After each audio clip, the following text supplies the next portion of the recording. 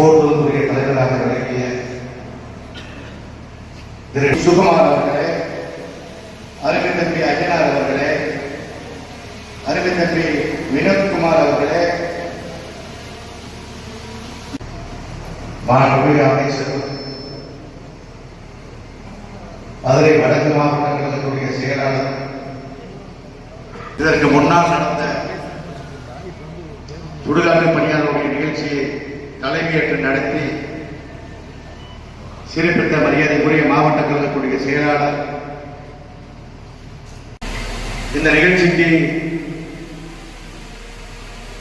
முன்னிலை பொறுப்பேற்று அமர்ந்திருக்கின்ற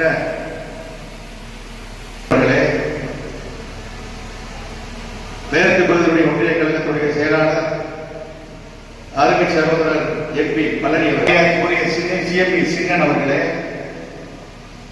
கழகத்துடைய மூத்த முன்னோடியும் முன்னாள் நகர்மன்றத்துடைய தலைவரும் முன்னாள் பொதுக்குழு உறுப்பினர் மரியாதைக்குரிய கல்யாணி அவர்களே,